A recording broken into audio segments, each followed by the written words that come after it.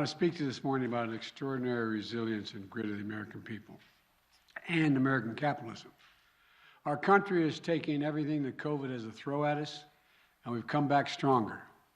I'm pleased to report this morning, but many of you already know, that America's job machine is going stronger than ever, fueling a strong recovery and opportunity for hard-working women and men all across this great country.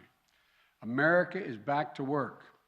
Today, we learned that in January, our economy created 467,000 jobs. But that's not all. We learned that job growth in November and December over last year was revised up by more than 700,000 jobs. On top of that, 400,000 jobs on top of the 400,000 that were previously reported. This morning's report caps off my first year as president. And over that period, our economy created 6.6 million jobs. 6.6 million jobs. You can't remember another year when so many people went to work in this country. There's a reason. It never happened. Take a look at the chart. You can look at the last, all the way back to President Reagan. Look how many jobs we created in an average per month. This is, it's never happened before. And look, history's been made here, but it comes alongside the largest drop in unemployment rate in a single year on record, the largest reduction in childhood poverty ever recorded in a single year, and the strongest economic growth this country has seen in nearly 40 years. Historic economic progress. And I'm proud of the role the administration played in this economic plan has played in the recovery. You know, the rescue plan that Democrats passed to get the economy going again, the bipartisan infrastructure law that's starting to get underway rebuilding bridges, roads, highways, ports, airports, internet. There's so much more that we're doing as well. And my decision at the outset of our administration to buy American. It's always been the law, it was very seldom ever followed. Now it's a reality, not an empty promise. I made clear that when the federal government spends taxpayer dollars, we buy American products. American products made in America, including all the component parts of that product, with very few exceptions. With the support of the American private sector, our business leaders and entrepreneurs, our workers, our union leaders, they've all come together like never before in my days in Washington. I know it hasn't been easy. I know that January was a very hard month for many Americans. I know that after almost 2 years, the physical and emotional weight of the pandemic has been incredibly difficult to bear for so many people. But here's the good news. We have the tools to save lives and to keep businesses open and keep schools open, keep workers on the job, and sustain this historic economic comeback. Vaccination and boosters have proven incredibly effective. This past month, we started mailing out tens of millions of at-home tests to deliver to your home for free so you can determine whether or not you have COVID. And that's in addition to the 20,000 sites across America where you can get a test in person for free to determine whether or not you have COVID. And we have more treatments today to keep people out of the hospital, including life-saving antiviral pills, which we purchased millions of. And now we're seeing the difference over what our efforts have made. Look at what's happened. Just in the past 3 weeks, today's extraordinary job report data was collected. The COVID crisis has been cut in half, down in half in just 3 weeks. Still too many cases. Still we have to be on the alert. But to be clear, this is a dramatic decline. Now I want to be clear. Even with the extraordinary news, even with the historic economic progress we've made across the past year, we still have a lot of work to do. Making sure every American has a job is a great start, but it's not the finish. For many Americans, wages are up this year. In January, wage increases were strong across the board, and that's good. We have to continue to keep wages growing, and we need even more high-paying jobs. Jobs you can raise a family on and have some breathing room. 2 weeks ago, the CEO of Intel, Pat Gelsinger, came to the White House to announce a brand new $20 billion semiconductor factory. They called it a campus outside of Columbus, Ohio. It's going to create 7,000 jobs just constructing the facility and 3,000 permanent jobs running the facility with an average salary of $135,000. These semiconductors or microchips power virtually everything in our everyday lives, from our cell phones to automobiles, the refrigerators, the internet, the electric grid. Without semiconductors, these things do not function in a modern economy.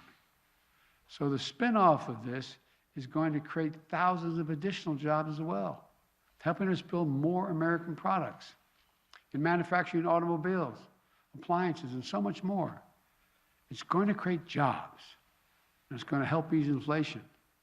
One of the reasons why automobiles cost so much money these days, and they're responsible for 1/3 of all the inflation that's calculated in the market, is because they lack the semiconductors to build the vehicles.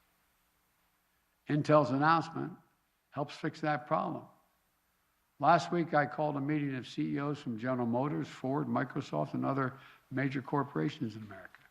Mary Barra of General Motors, the chairman of the board, the CEO, I should say, announced a $7 billion investment in a Michigan manufacturing plant to manufacture electric vehicles. It's going to create 4,000 new quality jobs at prevailing wage. That's on top of the announcement last year made by Ford CEO Jim Farley, who was with us, to invest $11 billion to make electric vehicles, creating 11,000 new good-paying jobs. Look, last Friday I went to Pittsburgh, where the Union Pacific Railroad announced the largest purchase of American battery electric locomotives in history, built in Erie, Pennsylvania. Built by American manufacturing workers in Western Pennsylvania, creating even more good-paying jobs. And again, the spin-off from that, these locomotives aren't just going to be purchased in America. Countries around the world, because it's going to be the best product, are going to purchase them. American-made electric vehicles made in Erie, Pennsylvania. Good-paying jobs. Look, we all know we're in competition with the world. These announcements are the drumbeat of the job resurgence, unlike anything we've seen in our history. And it didn't happen by chance. It's a result of the economic plan I put into action on day one when I said it's going to be Buy America. I'm delighted to keep it going and expand what we've done, because we have a great opportunity ahead of us to further progress, make progress beyond what we've already made. Look, the House of Representatives just passed a few minutes ago, just a bit before I walked over here, to provide $90 billion, over $90 billion for research and development, manufacturing, and all those elements of the supply chain needed to produce end products right here in America. So we can keep delivering more announcements like the one we've had in these past few weeks. Another way we're boosting our economy is by promoting competition. Look, hamburger is, up fourfold almost, many places. Well, guess what? Meat processors, or shipping, railroads, other industries are dominated by a few giant companies that control the market they operate in. And over the years, this domination of the market by a smaller number of companies, smaller and smaller, it's about 4 in the meatpacking area, has reduced competition, squeezed out small businesses and farmers, and in many cases increased prices, and almost all of them increased prices for consumers. Look, I'm a capitalist, but capitalism without competition is not capitalism, it's exploitation. So I'm going to continue to do everything in my power to work with the Congress to make our capitalist system work better, to provide more competition and lower prices for American consumers. And they're still going to do well. But that isn't going to be enough. We still need to ease the burden on working families by making everyday things more affordable and accessible. Look, average people are getting clobbered by the cost of everything today. Gas prices at the pump are up. We're working to bring them down, but they're up. Food prices are up. We're working to bring them down as well.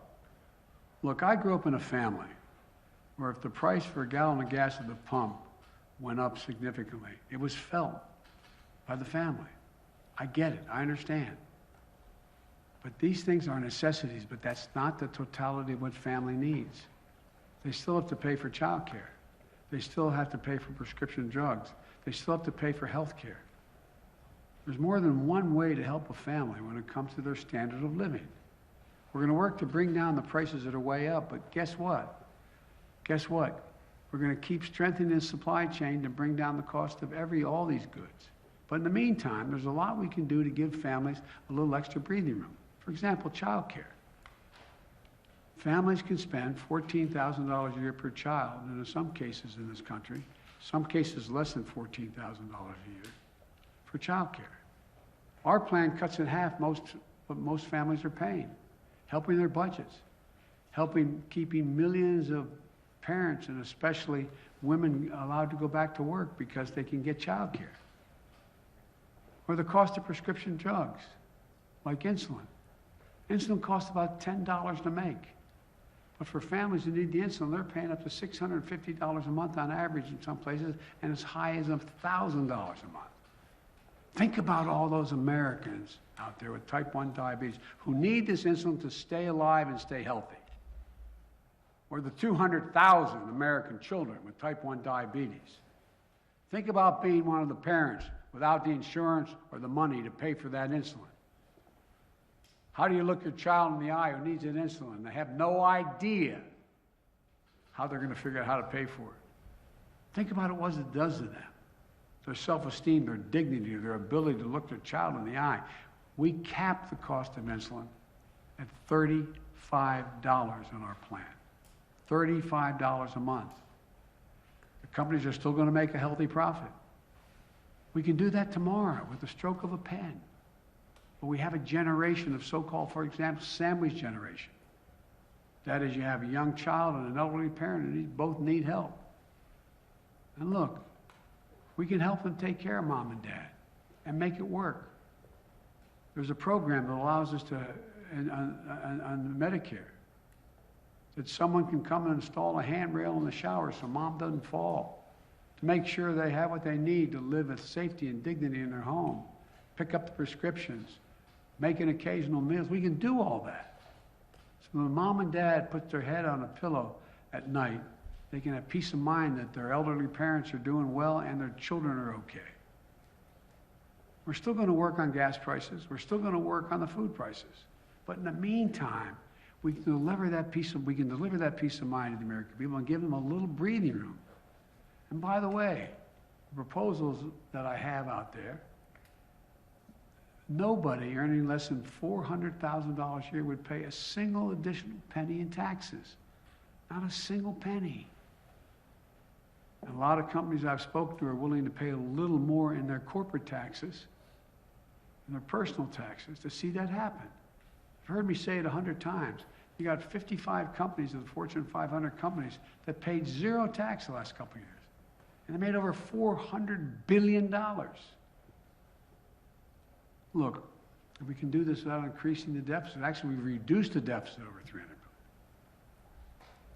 And 17 Nobel laureates in economics came to me several months ago to say that this plan would not only not raise inflation, it would ease long-term inflationary pressures. Look, the bottom line is this. The United States is once again in a position to not only compete with the rest of the world, but outcompete the rest of the world once again. We can keep coming together and invest in the backbone of America, working class and the middle class folks. There's no limit to what we can achieve. So let's keep the wages rising and let's start lowering cost. Our businesses are the best in the world. Our workers are the best in the world. Give them half a chance. They'll outcompete anyone, anywhere in the world. We can have a quality of life for working people that they deserve at the same time. And by the way, the middle class, when it does well, when the working class does well, everybody does well. Everything is better for the wealthy, the super wealthy, and the slightly wealthy. Nobody gets hurt. So let's face these challenges head on. Let's keep building a better America. I want to thank you, and God bless you, and may God protect our troops. Thank you. Mr. President.